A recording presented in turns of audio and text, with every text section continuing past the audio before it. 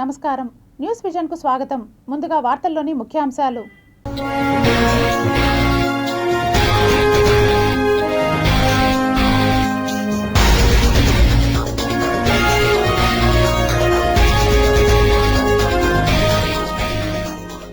Gas పై కేంద్రం కీలక నిర్ణయం. బుకింగ్ గడువు 25 రోజులకు పెంపు. డి ఫ్యాక్టో సీఎం లోకేష్ భవిష్యత్ టీడీపీకి దిక్సూచి. త్వరలో చంద్రబాబు బాధ్యతల బదిలీ. ఎన్నడూ చూడని ఎండ, రీసెర్చ్లో షాకింగ్ విషయాలు. ఆనంద నిలయంలో విమాన వెంకటేశ్వరుడు గర్భగుడి విశిష్టత. తిరుపతి నగరపాలక సంస్థ కార్యాలయంలో ఏసీబీ తనిఖీలు. టౌన్ ప్లానింగ్ విభాగంలో పలు కీలక ఫైళ్లు స్వాధీనం.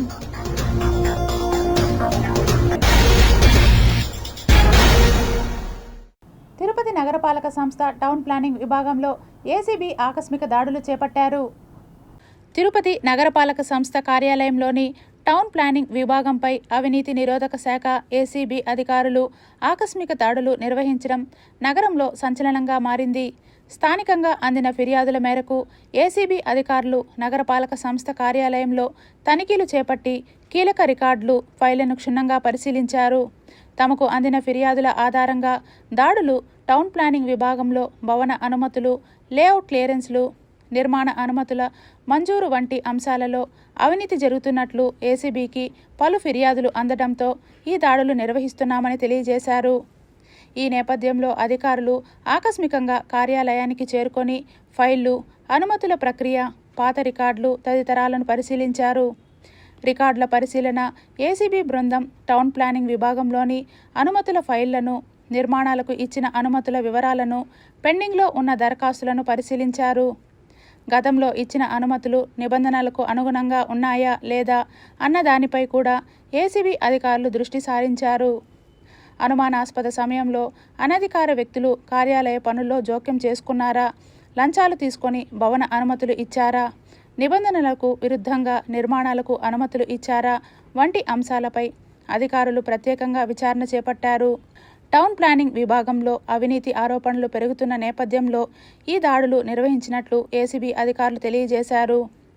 ఇటీవల మున్సిపల్ కార్యాలయాలు, టౌన్ ప్లానింగ్ విభాగాల్లో అవినీతి ఆరోపణలు ఎక్కువ కావడంతో రాష్ట్ర వ్యాప్తంగా ఏసీబీ అధికారులు మెరుపు దాడులు నిర్వహిస్తున్నామని, ప్రజలకు పారదర్శక సేవలు అందించేందుకు ఈ తనిఖీలు చేపడుతున్నట్లు అవినీతి నిరోధక శాఖ అధికారులు తెలిపారు. తిరుపతి టౌన్ ప్లానింగ్ విభాగంలో జరిగిన తనిఖీల అనంతరం అధికారులు సేకరించిన వివరాలపై సమగ్ర నివేదికను సిద్ధం చేసి ఉన్నతాధికారులకు పంపుతామని, తనిఖీలో అవకతవకలు బయటపడితే సంబంధిత అధికారులపై చర్యలు తీసుకుంటామని అవినీతి నిరోధక శాఖ అధికారి విమలకుమారి మీడియా ముఖంగా తెలియజేశారు. తిరుమలలో నెయ్యి కొరత లేదని స్పష్టం చేసింది. శ్రీవారి లడ్డూలకు కావలసినంత నెయ్యి నిల్వలు ఉన్నాయని వెల్లడించింది టీటీడీ. తిరుమలలో భక్తులకు లడ్డూ ప్రసాదాలు అందజేసే టీటీడీ నెయ్యి నిల్వలు సమృద్ధిగా ఉన్నట్లు స్పష్టం చేసింది. సోషల్ మీడియాలో టీటీడీ వద్ద నెయ్యి నిల్వలు లేవని, లడ్డూ తయారీకి అంతరాయం ఏర్పడుతోందని వ్యాప్తి చెందిన అసత్య ప్రచారాలను టీటీడీ ఖండించింది. లడ్డూ ప్రసాదాల తయారీకి అవసరమైన ఆవు నెయ్యి 3 అంచెల కొనుగోలు విధానం ద్వారా సరఫరా అవుతోంది. ఒకే సంస్థపై ఆధారపడకుండా 3 వేర్వేరు సంస్థల ద్వారా సరఫరా జరుగుతోంది.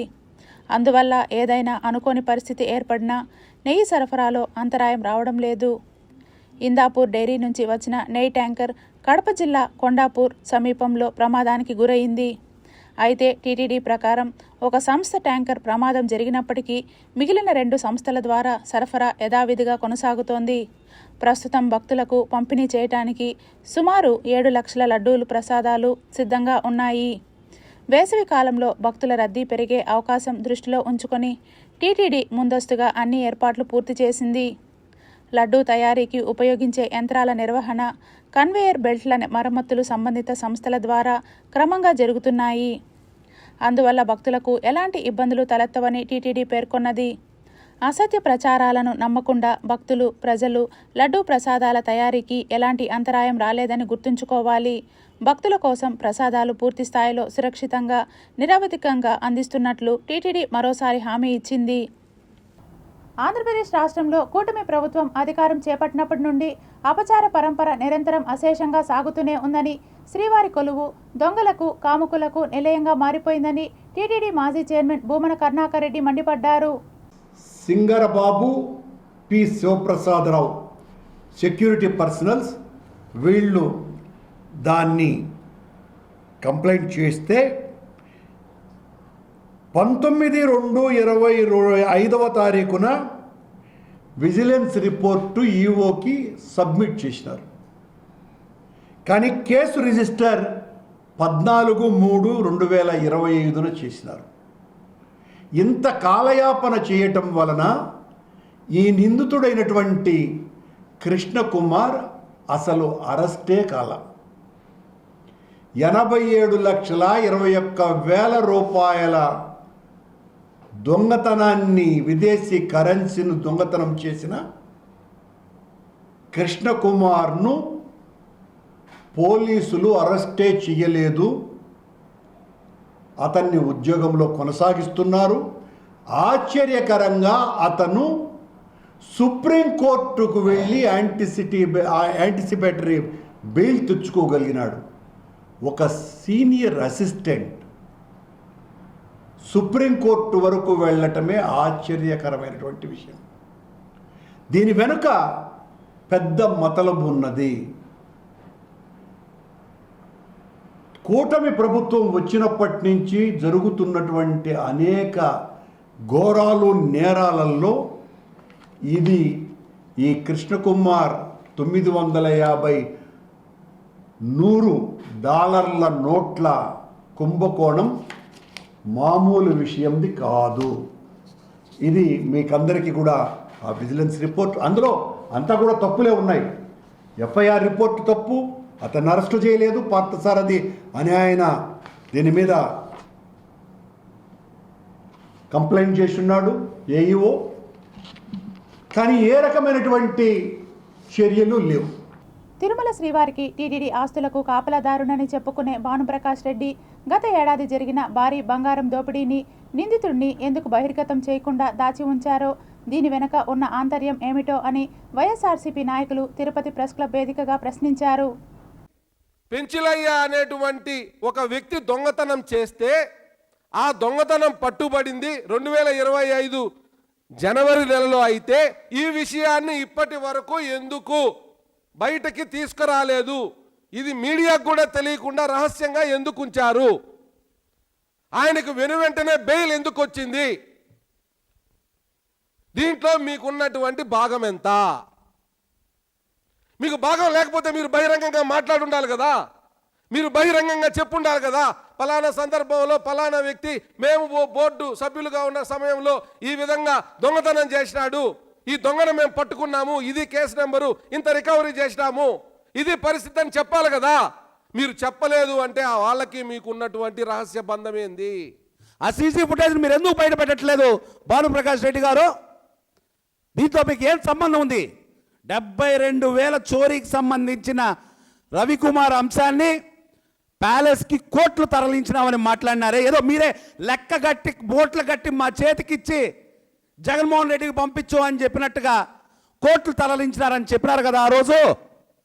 మరి ఈరోజు ₹1 కోటి విలువ చేసే బంగారు చోరీ జరిగింది. ఎంత లెక్క గట్టి మీరు చంద్రబాబు నాయుడు గారికి, పవన్ కళ్యాణ్ గారికి, లోకేష్ గారికి, అలాగే రస కసి నాయుడు అయినటువంటి బిఆర్ నాయుడు గారికి ఎంత పంపించినారని చెప్పేసి ఈరోజు మేము సూటిగా ప్రశ్నిస్తున్నాం. క్యూ లైన్లలో భక్తులు ఆహాకారాలు చేస్తుంటే కాపలా కుక్క మొరగదు. కేవలం జగన్మోహన్ రెడ్డి గారిని, కేవలం వైఎస్ఆర్ కాంగ్రెస్ పార్టీని, భూమన కరుణాకర్ రెడ్డి గారినో, భూమన అభినయ్ రెడ్డి గారినో దెబ్బతీయడానికి మాత్రమే, రాజకీయ ఆరోపణలు చేయడానికే ఈ కాపలా కుక్క మురుగుతుంది. మరి ఇందులో ప్రజలు నిజాలు గమనించరనుకుంటున్నావా భానుప్రకాష్ రెడ్డి? తప్పు చేస్తున్నావు.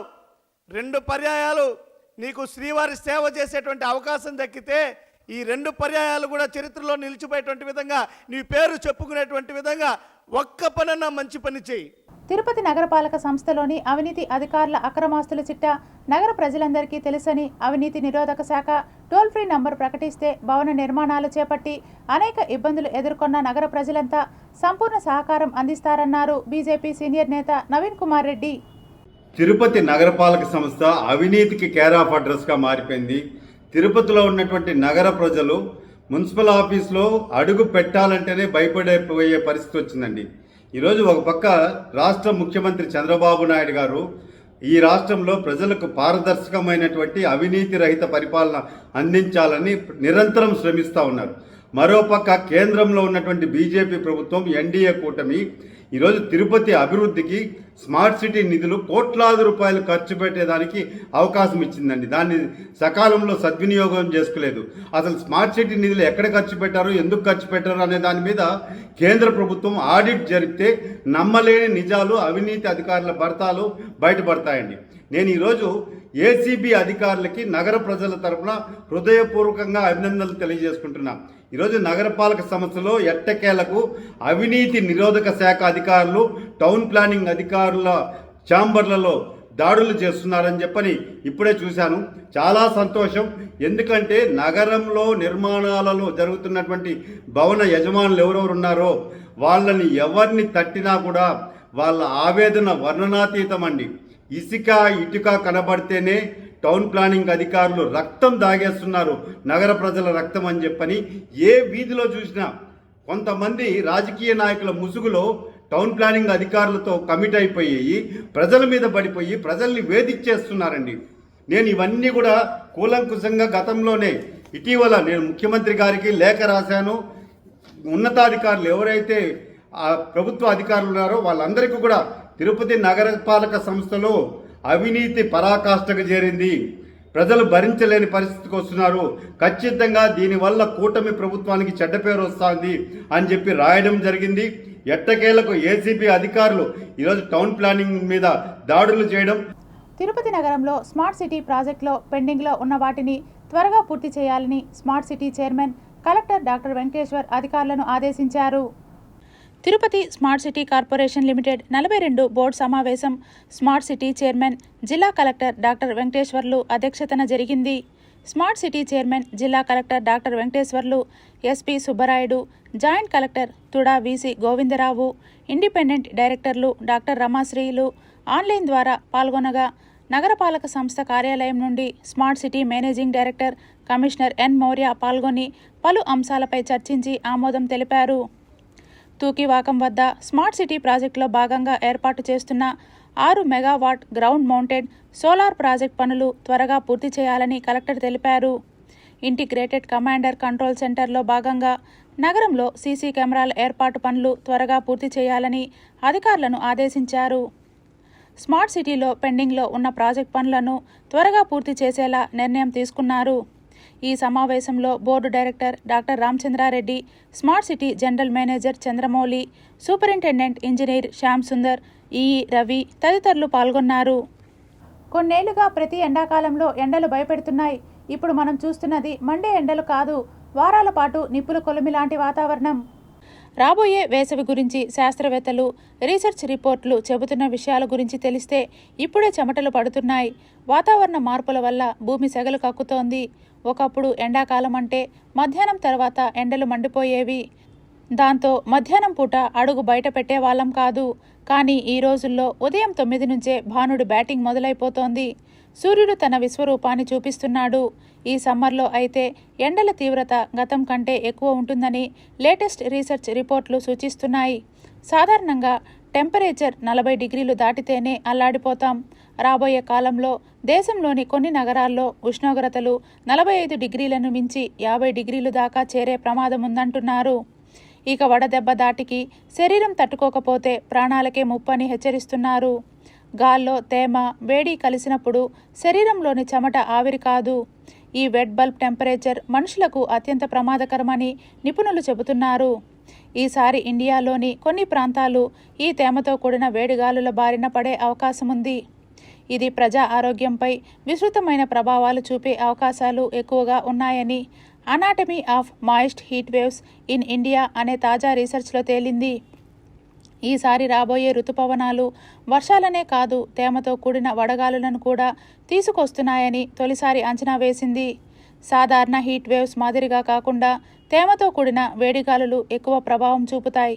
దీనినే వెట్ బల్బ్ టెంపరేచర్ అంటారు. ఈ పరిస్థితుల్లో చర్మం నుంచి చెమట ఆవిరైపోలేని పరిస్థితి ఏర్పడుతుంది. ఇది మన శరీరాన్ని దానంతటా అదే చల్లబరుస్తుంది. ఈ వాతావరణ పరిస్థితుల గురించి అవగాహన లేకపోవటం వల్ల గంటల్లోనే అలసట రావటం, ప్రాణాంతకమైన వడదెబ్బ సంభవించే ప్రమాదముంది. ముఖ్యంగా బహిరంగ ప్రదేశాల్లో పనులు చేసేవారికి ఈ ముప్పు ఎక్కువగా ఉంది. ఈసారి ఇండియాపై వెట్ బల్బ్ టెంపరేచర్ ప్రభావం తీవ్రంగా ఉండే అవకాశముందని వాతావరణ నిపుణులు హెచ్చరిస్తున్నారు. సాధారణంగా మనం చూసే ఉష్ణోగ్రత కంటే వెట్ బల్బ్ టెంపరేచర్ అనేది గాలిలోని తేమ, వేడి కలిసినప్పుడు మన శరీరంపై ఎక్కువ ప్రభావం చూపుతుంది. మిడిల్ ఈస్ట్లో యుద్ధంతో దేశీయ గ్యాస్ ధరలు పెరిగే ఛాన్స్ ఉందని జోరుగా ప్రచారం సాగుతోంది. ఇటీవల గ్యాస్ సిలిండర్ ధరను 60 రూపాయలకు పెంచాయి కంపెనీలు. దీంతో వంట గ్యాస్ సిలిండర్ల బుకింగ్ భారీగా పెరిగింది. దీంతో కేంద్ర ప్రభుత్వం అక్రమ నిల్వలు, బ్లాక్ మార్కెటింగ్ను నిరోధించడానికి ఎల్పీజీ గ్యాస్ సిలిండర్ల బుకింగ్ వ్యవధిని 21 నుంచి 25 రోజులకు పెంచింది. గతంలో 55 రోజులకు ఎల్పీజీ సిలిండర్లను బుక్ చేసుకునే వ్యక్తులు తాజాగా 15 రోజుల్లో సిలిండర్లను బుక్ చేసుకోవడం కేంద్రం ఈ నిర్ణయం తీసుకుంది. కేంద్ర ప్రభుత్వం ఎల్పీజీ ఉత్పత్తిని పెంచాలని రిఫైనరీలను ఆదేశించింది. కమర్షియల్ కనెక్షన్ల కంటే వంట గ్యాస్కు ప్రాధాన్యత ఇవ్వాలని సూచించింది. అలాగే ప్రభుత్వం మరిన్ని ఎల్పీజీ సరఫరా దేశాల కోసం వెతుకుతోంది. అల్జీరియా, ఆస్ట్రేలియా, కెనడా, నార్వే వంటి దేశాల నుంచి ఎల్పీజీని విక్రయించడానికి ముందుకు వచ్చాయని అధికారులు తెలిపారు. ముడి చమురు ధరలు బ్యారెల్కు $130 చేరుకునే వరకు భారత్లో పెట్రోల్, డీజిల్ ధరలు పెరిగే అవకాశం లేదని కేంద్ర ప్రభుత్వ వర్గాలు తెలిపాయి. భారతదేశంలో తగినంత నిల్వ ఉన్నందున ఇంధన ధరలు పెరిగే అవకాశం లేదని అధికార వర్గాలు తెలిపాయి. ముడి చమురు ధరలు బ్యారెల్కు $100 వద్ద స్థిరీకరణ చెందుతాయని తెలిపాయి. దేశంలోని ఎక్కడ పెట్రోల్, డీజిల్ కొరత లేదని పేర్కొన్నాయి. హర్మూజ్ జలసంధి నుంచి కాకుండా ఇతర మార్గాల ద్వారా ముడి చమురు రవాణా వేగవంతం చేసినట్లు కేంద్రం తెలిపింది. దేశంలో తగినంత ఏవియేషన్ టర్బైన్ ఇంధనం నిల్వ ఉందని పేర్కొంది. ఏటీఎఫ్ ఉత్పత్తిదారులు, ఎగుమతిదారులు ఈ విషయంలో ఆందోళన చెందాల్సిన అవసరం లేదని అన్నారు. ఆంధ్రప్రదేశ్ ముఖ్యమంత్రి చంద్రబాబు తన బాధ్యతలను కుమారుడు మంత్రి నారా లోకేష్కు బదిలీ చేస్తున్నారా అన్న చర్చ జరుగుతోంది. ఇప్పటికే డిఫాక్టో సీఎంగా లోకేష్ వ్యవహరిస్తున్నారని విపక్షం వైసీపీ ఆరోపిస్తోంది. పేరుకే ముఖ్యమంత్రిగా చంద్రబాబు ఉన్నారని, కానీ ప్రభుత్వ పాలన అంతా లోకేష్ కనుసన్నల్లోనే జరుగుతోందని వైసీపీ విమర్శలు గుప్పిస్తోంది. అయితే వైసీపీ విమర్శలు ఎలా ఉన్నప్పటికీ ఇటీవల పరిణామాలు గమనిస్తే ప్రభుత్వంలో లోకేష్ ప్రాధాన్యం బాగా పెరిగిందన్న అభిప్రాయం వ్యక్తమవుతోంది. ఆంధ్రప్రదేశ్ శాసనసభ బడ్జెట్ సమావేశాల్లో మంత్రి నారా లోకేష్ పోషిస్తున్న యాక్టివ్ రోల్పై విస్తృత చర్చ జరుగుతోంది. ఫిబ్రవరి 11న బడ్జెట్ సమావేశాలు ప్రారంభమయ్యాయి. 14న రాష్ట్ర బడ్జెట్ను ప్రవేశపెట్టారు. మార్చి 7 వరకు సెషన్స్ నిర్వహించారు. అసెంబ్లీ, కౌన్సిల్లో ప్రతిరోజు బడ్జెట్తో పాటు వివిధ అంశాల వారీగా చర్చిస్తున్నారు. ఎప్పటిలాగే వైసీపీకి చెందిన 11 మంది ఎమ్మెల్యేలు జగన్ టీం శాసనసభకు ముఖం చాటేస్తోంది. శాసన మండలిలో వైసీపీకి మెజార్టీ ఉండటంతో అక్కడ ప్రతిపక్ష సభ్యులు తిరుమల కల్తీ నెయ్యి విషయమై హడావిడి చేస్తున్నారు. శాసనసభ మండలిలో చర్చలు కొనసాగుతున్నా చర్చల్లో పాల్గొనాల్సిన ముఖ్యమంత్రి చంద్రబాబు కేవలం అసెంబ్లీకే పరిమితమవుతున్నారు. ఈ దఫా సమావేశాల్లో ఒకరోజు కూడా ఆయన శాసన మండలిలో కనిపించలేదు. ఉప ముఖ్యమంత్రి పవన్ కళ్యాణ్ సైతం మండలి సమావేశాలకు దూరంగా ఉంటున్నారు. ముఖ్య నేతలు ఇద్దరు శాసనసభ సమావేశాలకు పరిమితం అవుతుండగా మంత్రి నారా లోకేష్ మాత్రం ఇటు అసెంబ్లీ, అటు మండలి సమావేశాలకు హాజరవుతూ ప్రత్యేక ఆకర్షణగా నిలుస్తున్నారు. ముఖ్యంగా శాసన మండలిలో సభానాయకుడు సీఎం చంద్రబాబు గైర్హాజరుతో ఆ స్థానంలో లోకేష్ అన్నీ తానై చక్రం తిప్పుతున్నారు. బడ్జెట్ సమావేశాలు ప్రారంభమైనప్పటి నుంచి లోకేష్ ఎక్కువగా శాసన మండలి చర్చల్లోనే పాల్గొంటున్నారు. అంతేకాకుండా మండలిలో లోకేష్తో పాటు ఆర్థిక శాఖ మంత్రి పయ్యావుల కేశవ్ మాటల దాడికి విపక్షం సైతం సైలెంట్ అయిపోతూ ఎప్పటికప్పుడు వాకౌట్ అస్త్రాన్ని ప్రయోగిస్తూ చర్చల్లో పాల్గొనకుండా తోక ముడుస్తుండటం చర్చనీయాంశంగా మారింది. ప్రధానంగా కొన్ని అంశాలపై సీనియర్ నేత, వైసీపీ శాసన మండలి పక్ష అధ్యక్షుడు బొత్స సత్యనారాయణతో డి అంటే డి అనే స్థాయిలో లోకేష్ డైలాగ్ వార్ చేస్తుండటం విశేషం. గత కొంతకాలంగా తిరుమల లడ్డూ ప్రసాదంలో కల్తీ నెయ్యి వినియోగం అంశం ఆంధ్రప్రదేశ్లో పెను రాజకీయ దుమారం రేపుతోంది. దీనిపై అధికార తెలుగుదేశం కూటమి వైసీపీ మధ్య మాటల యుద్ధం ఎడతెగకుండా కొనసాగుతోంది. సుప్రీంకోర్టు ఆదేశాల మేరకు సిబిఐ ఆధ్వర్యంలో ఏర్పాటైన ప్రత్యేక సిట్ లడ్డూ ప్రసాదంలో కల్తీ నెయ్యి వినియోగంపై దర్యాప్తు చేసి కల్తీ వాస్తవమేనని ధృవీకరించింది. అయితే వైసీపీ మాత్రం కల్తీ విషయం అలా ఉంచండి, లడ్డూ ప్రసాదం కోసం వినియోగించిన నెయ్యిలో చంద్రబాబు చెప్పినట్లుగా జంతువుల కొవ్వు లేదు అంటూ నానా హంగామా చేస్తోంది. చంద్రబాబు అవాస్తవాలను ప్రచారం చేశారని ఎదురుదాడి మొదలుపెట్టింది. అక్కడితో ఆగకుండా హెరిటేజ్కు లబ్ధి చేకూర్చడం కోసమే చంద్రబాబు లడ్డూ ప్రసాదం తయారీలో జంతువుల కొవ్వు కలిపిన నెయ్యి వినియోగమంటూ ఆరోపణలు గుప్పించారంటూ విమర్శలు మొదలుపెట్టింది. ఇందాపూర్ డైరీతో కలిపి హెరిటేజ్పై ఆరోపణలు మొదలుపెట్టింది. సాధారణంగా సభానాయకుడిగా ముఖ్యమంత్రి చంద్రబాబు మండలిలో అయినా విపక్షం ప్రశ్నలకు సమాధానాలు చెప్పాల్సి ఉంటుంది. అయితే సీఎం గైర్హాజరీలో లోకేష్ తనదైన వాగ్దాటితో విపక్షాన్ని కంట్రోల్లో పెడుతున్నారని టీడీపీ వర్గాలు చర్చించుకుంటున్నారు. అంశం ఏదైనా సరే సమగ్ర వివరాలతో లోకేష్ చర్చించడం ఆకట్టుకుంటోందని అంటున్నారు. అనర్గళంగా ఎటువంటి తడబాటు లేకుండా లోకేష్ మాట్లాడుతుండటం చూస్తూ విపక్షం సైతం ఆశ్చర్యపోతోందట. వేసవిలో జిల్లాలో ఎక్కడా తాగునీటి సమస్య తలెత్తకుండా ప్రణాళికలు రూపొందించాలని ఇన్ఛార్జ్ మంత్రి మండిపల్లి రాంప్రసాద్ రెడ్డి అధికారులను ఆదేశించారు. కలెక్టరేట్లోని మీటింగ్ హాలులో సోమవారం మధ్యాహ్నం జరిగిన జిల్లా అభివృద్ధి కమిటీ సమీక్షా సమావేశంలో 10 ప్రాధాన్యత అంశాలపై చర్చించారు. అభివృద్ధి, సంక్షేమ పథకాల పురోగతిపై సమీక్షించారు. గత ప్రభుత్వం పాఠశాలలో సౌకర్యాలు కల్పించామని గొప్పలు చెప్పింది. క్షేత్రస్థాయి పరిస్థితి ఏమో అందుకు విరుద్ధంగా ఉంది. సౌకర్యాల లేమిపై తరచూ ఫిర్యాదులు వస్తున్నాయి అని మంత్రి రాంప్రసాద్ రెడ్డి అన్నారు. పల్లె ప్రయాణం సాఫీగా సాగేలా ఆర్టీసీ నూతనంగా 2250 బస్సులను కొంటున్నట్లు చెప్పారు. గ్రామాల్లోనూ త్వరలో డ్రైనేజీ వ్యవస్థను చేపట్టాలని ప్రభుత్వం నిర్ణయించిందన్నారు. అపోలో ఆసుపత్రి సేవలు చెన్నై, హైదరాబాద్ వంటి నగరాల్లో మెరుగ్గా ఉన్నా చిత్తూరులో మాత్రం ఆశించిన విధంగా లేదని అసంతృప్తి వ్యక్తం చేశారు. చిత్తూరు ప్రభుత్వ ఆసుపత్రిలో అపోలో ఆసుపత్రి నిర్వహణ లోపాలపై తరచూ ఫిర్యాదులు రావడంపై సీఎం దృష్టికి తీసుకెళ్తానని ఎమ్మెల్యేలు అడిగిన ప్రశ్నలకు సమాధానం చెప్పారు. రెవెన్యూ సమస్యల పరిష్కారం జటిలంగా ఎందుకు మారుతున్నాయని ప్రశ్నించారు. పిహెచ్సిలలో సిబ్బంది కొరతను అధిగమించేలా చర్యలు చేపడతాం. ఉపాధి హామీ బిల్లులను వెంటనే అప్లోడ్ చేయాలి అని కలెక్టర్ సుమిత్ కుమార్ ఆదేశించారు. అపోలో ఆసుపత్రి అభివృద్ధి కమిటీ సభ్యుల వినతులను యాజమాన్యం పట్టించుకోవటం లేదని చిత్తూరు ఎమ్మెల్యే గురజాల జగన్మోహన్ ఆరోపించారు. రేషన్ దుకాణాల్లో అవకతవకలపై ఆధారాలతో ఫిర్యాదులు చేసిన డిఎస్ఓ శంకరన్ చర్యలు చేపట్టడం లేదని పూతలపట్టు ఎమ్మెల్యే మురళీమోహన్ విమర్శించారు. ఈ సమావేశంలో JC Adarsh Rajendran, ASP Rajasekhar Raju, DRO Mohan Kumar, Chuda chairperson Katari Hemalatha, mayor Amuda, DCCB chairman Amasa Rajasekhar Reddy, Mudaliar సంఘం కార్పొరేషన్ రాష్ట్ర అధ్యక్షుడు త్యాగరాజన్ తదితరులు పాల్గొన్నారు. సీఎం చంద్రబాబు ముందు చూపుతో తీసుకొచ్చిన పీపీపీ విధానం ద్వారా పేదలకు ఉచితంగా కార్పొరేట్ వైద్యం అందుతోందని జిల్లా ఇన్ఛార్జ్ మంత్రి రాంప్రసాద్ రెడ్డి అన్నారు. చిత్తూరు ప్రభుత్వ ఆసుపత్రిలో సోమవారం సాయంత్రం అపోలో వారు 2.5 కోట్ల రూపాయలతో ఆధునీకరించిన ఎమర్జెన్సీ వార్డును, ట్రామా కేర్ను ఎమ్మెల్యేలతో కలిసి మంత్రి ప్రారంభించారు. పేదలకు ఎటువంటి ఖర్చు లేకుండా కార్పొరేట్ స్థాయి వైద్యం అందించడమే పీపీపీ విధాన లక్ష్యమన్నారు. ప్రమాదాలు, అత్యవసర పరిస్థితుల్లో గాయపడిన బాధితులకు తక్షణమే నాణ్యమైన వైద్య సేవలు అందించేందుకు ట్రామా కేర్ సెంటర్ ఉపయోగపడుతుందని కలెక్టర్ సుమిత్ కుమార్ అన్నారు. 60 పడకలను అత్యవసర వైద్య సేవల కోసం సిద్ధం చేసినట్లు వెల్లడించారు. ఈ కార్యక్రమంలో ఎమ్మెల్యేలు Gurajala Jaganmohan, Muralimohan, Chuda chairperson Hemalatha, mayor Amuda, Apollo vice chancellor Vinod Bhat, Apollo unit head Balaraj, AO Ram Gopal Reddy, DCHS Padmanjalidevi, ఆసుపత్రి ఎంఎస్ ఉషశ్రీ, ఆర్ఎంఓ సంధ్య తదితరులు పాల్గొన్నారు. గవర్నమెంట్ హాస్పిటల్లో చికిత్స పొందుతూ ఉన్నారు. వాళ్ళు ఇంకా మెరుగైన చికిత్స కావాలని చెప్పి చెన్నై, హైదరాబాద్, బెంగళూరు పోయినప్పుడు కూడా లక్షలాది రూపాయలు ఖర్చు అయినప్పుడు ప్రభుత్వమే సీఎంఆర్ఎఫ్ చెక్కులు పంపిణీ చేయడం జరుగుతుంది.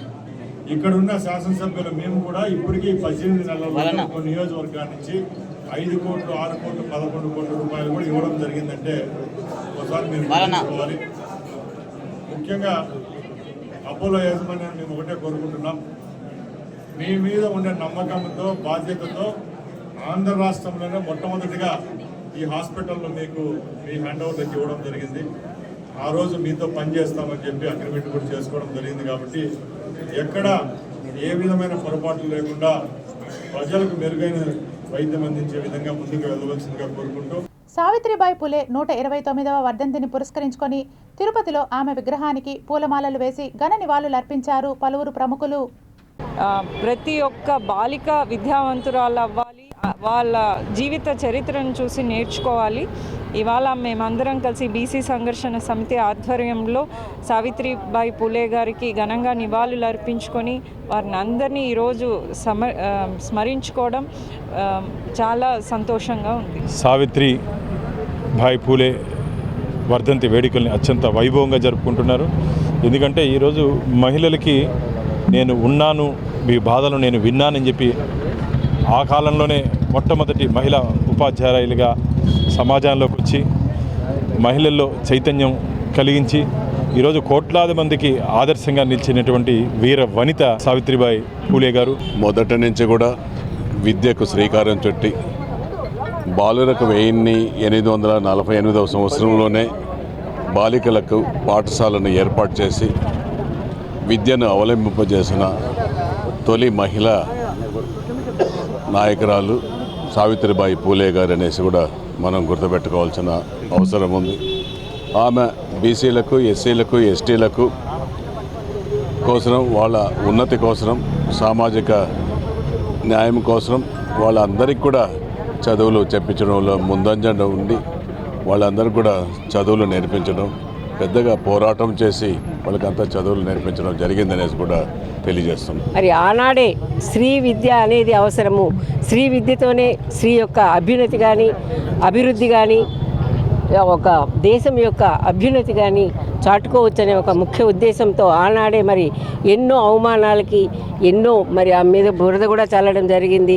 ఆమె స్వయంగా పాఠశాల నిర్మించి ఆమె పాఠశాలలోనే ఆమె ఒక టీచర్గా మరి ఎంతోమందికి విద్యనిచ్చి మరి ఎంతో మహిళా సాధికారత కోసం ఆ రోజుల్లోనే ఆమె మహిళా అభ్యున్నతి కోసం పాటుపడిందంటే మనమంతా కూడా తప్పకుండా ఆమెను గుర్తుంచుకోవాల్సిన అవసరం ఎంతైనా ఉంది. ఆమె ఆశయ సాధన కోసం ఈ రోజున మహిళా యూనివర్సిటీ ఎదురుగా ఆమె విగ్రహం ఏర్పాటు చేయడం కూడా చాలా సంతోషదాయకం. 1984 నుంచి ఒకసారి చూసుకుంటే ఆ రోజు మండల నివేదిక సంబంధించి దేశవ్యాప్తంగా ఏ విధమైన వ్యతిరేక పవనాలు ఇస్తూ ఉంటే తిరుపతిలో భారీ ఎత్తున కూడా ఇక్కడున్న బీసీ కుల సంఘాలన్నీ కూడా పోరాటాలు చేసి బీసీ హక్కుల కోసం ఆ రోజు కూడా పోరాటాలు చేసి నిలబడిన చరిత్ర ఒక తిరుపతిలో ఉన్న ఈ బీసీ సంఘాలకే దక్కుతుంది. ఆ రోజు కొండా లక్ష్మణ్ బాపూజీ కానీ, గౌతు లచ్చన్న అటు తెలంగాణ ఇటు రాయలసీమ ప్రాంతంలో మహనీయులకి ఆ రోజు ఆచార్య బిరుదునిచ్చి త్యాగరాజ మండపంలో మహాసభలు నిర్వహించడం మనం చూసాం. ఆ రోజు మా తండ్రి గారు కదిరప్ప యాదవ్ గారు కానీ, ఇక్కడున్న రజకు కానీ, నాయ బ్రాహ్మణులు కానీ, ఇతరత్ర యాదవ సంఘాలు కానీ, అదేవిధంగా వడ్డెర సంఘం కానీ, ఇంకా అనేక గౌడ సంఘాలు కానీ, ఈ విధంగా చెప్పుకుంటూ అనేక సంఘాలు కూడా బాసటగా నిలిచి ఈ సమాజంలో స్త్రీలు చదువుకుంటేనే భారతదేశంలో అభివృద్ధి చెందుతుందని చెప్పేసి అని ఒక దృఢ సంకల్పంతో పట్టుదలతోటి ఆమె స్కూల్ ఏర్పాటు చేసేసి బడుగు బలహీన వర్గాలే కాకుండా భారతదేశంలో ఉన్నటువంటి అన్ని వర్గాల స్త్రీలు చదువుకుంటేనే సమాజ అభివృద్ధి జరుగుతుందని చెప్పేసి అని 200 సంవత్సరాల క్రితమే మహాత్మా జ్యోతిరావు పూలే అయినటువంటి భారతదేశ విప్లవకారుడైనటువంటి తొలి ఉద్యమకారుడు ఆయన యొక్క జ్ఞానాన్ని వాళ్ళ సొంత భార్యకు చదువు నేర్పించేసి ఒక స్కూల్ పెట్టడం అనేది ఏ దేశ చరిత్రలో లేదు. ఈడ తిరుపతిలో బీసీ సంఘర్షణ సమితిని ఒక కమిటీ ఉంది. ఆ కమిటీ వాళ్ళు ఎనలేని కృషి చేసి ఈ అమ్మవారి విగ్రహాన్ని తెచ్చిపెట్టేదానికి వారికి ప్రత్యేక మా బీసీ కులాల తరఫున ధన్యవాదాలు తెలియజేస్తున్నాం. అదేవిధంగా ఈరోజు తిరుపతిలో బీసీలందరూ కూడా చాలా ఉత్సాహంగా చాలా ఆనందంగా ఉన్నాం. ఈ కార్యక్రమం మేమందరూ కూడా ప్రతి ఒక్కరూ కూడా ముందుకన్నా ఇప్పుడు బీసీలందరూ తిరుపతిలో ఉన్నతమైన స్థాయికి వచ్చాం. అదేవిధంగా విద్యాపరంగా ఆర్థికపరంగా కూడా మేమందరూ మేల్కొన్నాం. మహారాష్ట్రలో ఆమె తొలిత పూణేలో ఏర్పాటు చేసిన పాఠశాల ఈరోజు భారతదేశం అంతటా వెలిశాయి. ఈ రోజుకి ఆమె చనిపోయి 200 సంవత్సరాలు అయిపోతున్నా కూడా ఆమెను ఈరోజు మనం మననం చేసుకుంటున్నామంటే సమాజానికి మహిళల కోసం ఆమె చేసినటువంటి విశేషమైన కృషే కారణం అని తెలియజేస్తూ ఆమె అడుగుజాడల్లో నడుస్తాం. ఎండాకాలంలో ఎక్కువగా వాడే పుచ్చకాయల్లో కల్తీ కాయలు ఎలా ఉంటాయో తెలుసుకుందాం. వేసవిలో ఎండవేడిమిని, శరీర ఉష్ణోగ్రతలను అదుపు చేసే ఫలాల్లో పుచ్చకాయ ఒకటి. అలాంటి పుచ్చకాయలను సహజ సిద్ధమైనవేవో, కల్తీ కాయలేవో వాటిని ఎలా గుర్తించాలో వాటి వల్ల కలిగే ప్రయోజనాలేమిటో వైద్యుల ద్వారా తెలుసుకుందాం. వేసవి కాలం వచ్చిందంటే మార్కెట్లలో పుచ్చకాయల అమ్మకాలు పెరుగుతాయి. ఇందులో 90% కంటే ఎక్కువగా నీళ్లు ఉండటం వల్ల వేసవిలో శరీరాన్ని హైడ్రేటెడ్గా ఉంచడంలో ఇది ముఖ్య పాత్ర పోషిస్తుంది.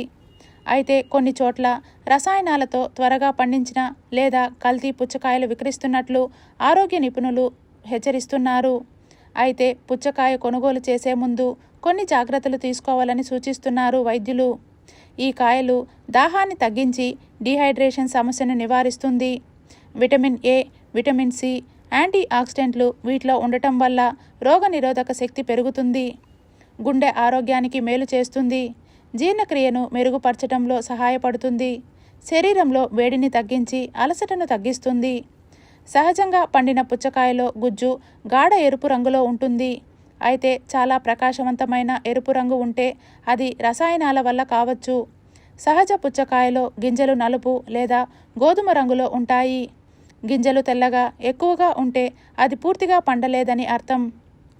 చిన్న ముక్కను నీటిలో వేసినప్పుడు నీళ్లు ఎరుపు రంగులోకి మారితే అదంతా రసాయనాల రంగులే కావచ్చు.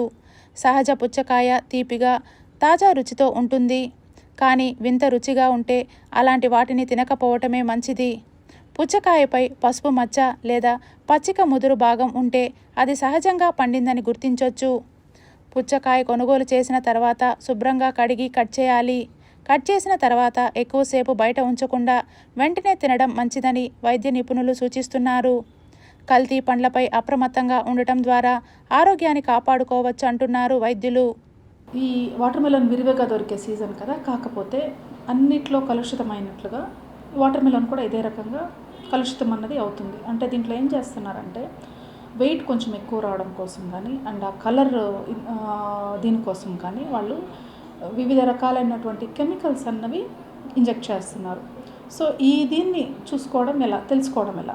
ఒకటి, మనకు కంటి అందాజుకి ఒక వెయిట్ అన్నది తెలుస్తుంది. అది చూడంగానే మనం అనుకున్న దానికంటే కొంచెం బరువు ఎక్కువగా ఉన్నట్లుగా అనిపించడం కాయ, ఇది ఒకటైతే. రెండోది, కట్ చేసినప్పుడు దాన్ని మనము టిష్యూతో కనెట్లు కానీ అద్ది చూసినప్పుడు మనకు అది ఉండే కలర్ కంటే విపరీతమైన కలర్ తెలియడం. ఇటువంటివి ఏదన్నా ఉన్నప్పుడు వీలైనంత వరకు అటువంటి కాయను అవాయిడ్ చేసుకోవడం బెటర్.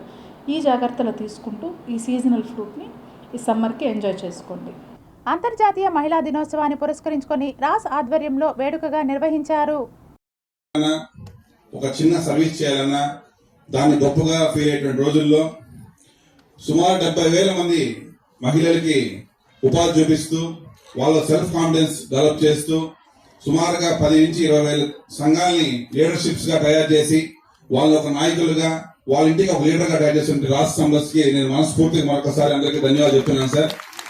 ఎందుకంటే ఈ రోజు మనం చూస్తున్నాం మహిళలు అన్ని రంగాల్లో ముందున్నారు, వెనక లేదు, ముందుకు వచ్చేస్తారు ఆల్రెడీ. ఎందుకంటే మీరు చూసుకున్నట్లయితే ఈ రోజు టాప్ బిజినెస్ మ్యాన్స్ కావచ్చు, టాప్ పొలిటీషియన్స్, మన ఈ రోజు భారతదేశానికి ముఖ్యం డబ్బులు.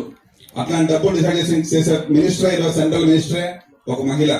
సో కాబట్టి మహిళలు ప్రతి దాంట్లో కూడా ముందున్నారు. కానీ మీరు కూడా మన పిల్లలకి అందరూ కూడా మనకున్నటువంటి ఆడపిల్లలందరినీ కూడా ఒక గుండె ధైర్యం వాళ్ళకి మనం నేర్పించాలా. ఇంతమందికి శ్రీమంతం చేయడం కానీ వాళ్ళకి ఇవ్వవలసిన పరికరాలు ఇవ్వడం కానీ ఇంకా కూడా వీళ్ళు ఆటో తోలే డ్రైవర్లు కూడా వీళ్ళ దగ్గర ఉన్నారు. మహిళలకు కూడా ఆటో డ్రైవర్లు ఇస్తున్నారు. చాలా సంతోషకరం. చాలా పెద్ద సంస్థ. ఈ సంస్థ నడిపించే ఈరోజు వెంకటరత్నాయుడు గారు నడిపించే చూసి కీర్తి శేషులు మురళీ నాయుడు గారు కూడా ఆనందపడతారని మరొకసారి తెలియజేసుకుంటూ, వేసవి కాలంలో పేద ప్రజలు తాగునీటి కోసం ఇబ్బందులు పడకూడదనే ఉద్దేశంతో చేతి బోర్లు వేస్తున్నట్లు పద్మ మహిళా మండలి ప్రాజెక్ట్ ఆఫీసర్ జూలియన్ రాజు అన్నారు.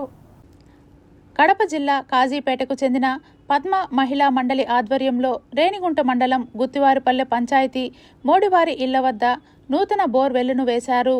ముందుగా గ్రామ సర్పంచ్ మంజుల, టీడీపీ సీనియర్ నాయకులు మునస్వామి నాయుడు, పంచాయతీ కార్యదర్శి మల్లికార్జున, సంస్థ ప్రాజెక్ట్ ఆఫీసర్ జూలియన్ రాజులు ప్రత్యేక పూజలు నిర్వహించి బోరును ప్రారంభించారు.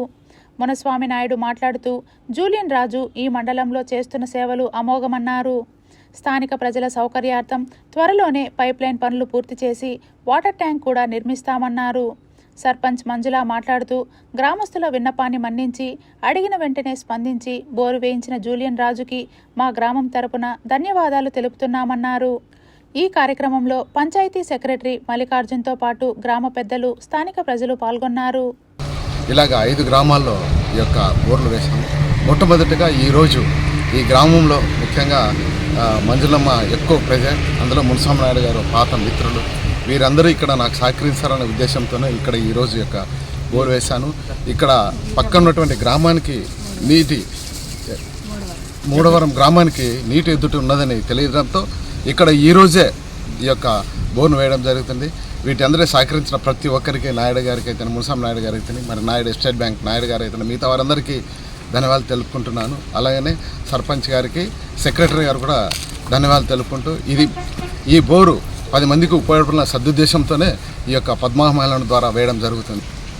ఈరోజు మా పాత మిత్రులు రాజుగారు అడిగిన వెంటనే వారి చొరవతో మా గ్రామంలో ఈ 3 వానీలకి మాకు మంచి నీళ్లు లేవు కాబట్టి ఇక్కడ బోరేమని చెప్పి సర్పంచ్ కూడా కోరడం, వాళ్ళు మరి ఎవరెవరినో పాపం ఆశ్రయించి మాకు ఇక్కడ ఈ బోర్ను ఏర్పాటు చేస్తున్నందుకు వారికి కృతజ్ఞతలు తెలియజేస్తున్నాము. వైఎస్ఆర్ కాంగ్రెస్ పార్టీ ఆవిర్భావ దినోత్సవాన్ని తిరుపతి జిల్లా పార్టీ కార్యాలయం వద్ద వేడుకలు ఘనంగా నిర్వహించడం జరుగుతుందని వైకాపా నాయకులు, కార్యకర్తలు ప్రతి ఒక్కరూ విచ్చేసి జయప్రదం చేయాలని వైసీపీ నగర అధ్యక్షులు మల్లం రవిచంద్రారెడ్డి పిలుపునిచ్చారు.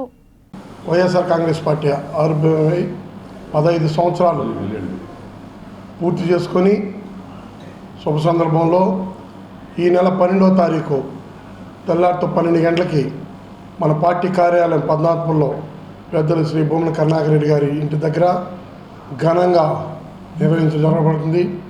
తిరుపతి 50 డివిజన్కి సంబంధించి అధ్యక్షులు, ప్రధాన కార్యదర్శులు, కార్యదర్శులు, ప్రతి ఒక్కరి కార్యకర్తలు, నాయకులు, అనుబంధ సంఘం వాళ్ళు, పార్టీ ఎక్స్ చైర్మన్లు, ఎక్స్ డైరెక్టర్లు, ప్రతి ఒక్కరు పార్టీకి సేవలు చేస్తున్న కార్యకర్తలు, నాయకులందరికీ 12వ తారీఖు తెల్లారితో 9 గంటలకి మన పార్టీ కార్యాలయం పద్మనాభపురంలోకి వచ్చి ప్రోగ్రాం దిగ్విజయంగా పూర్తి చేయాలని, అదేవిధంగా మన రాష్ట్ర అధ్యక్షులు జగన్మోహన్ రెడ్డి గారి నాయకత్వంలో ప్రతి ఒక్కరం ముందు పోయి ఆయన నాయకత్వాన్ని, ఆయన సిద్ధాంతాలను నమ్మి పార్టీని ఇంత దూరం బలోపేతం చేయడం అనేది ఆషామాషి విషయం కాదు. వార్తలు ముగించే ముందు ముఖ్యాంశాలు మరోసారి.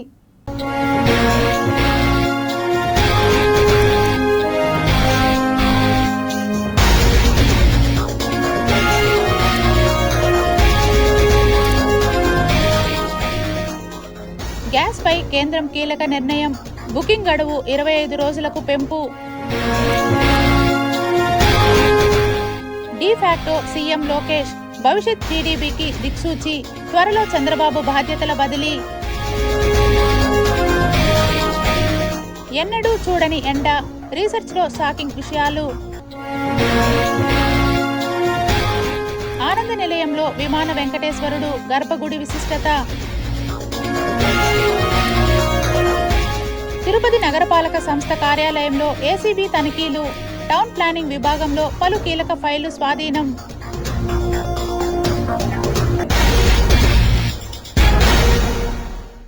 ఈ వార్తలు ఇంతటితో సమాప్తం. సమగ్ర సమాచారంతో న్యూస్ విజన్లో మళ్ళీ కలుద్దాం. అంతవరకు సెలవు. నమస్కారం.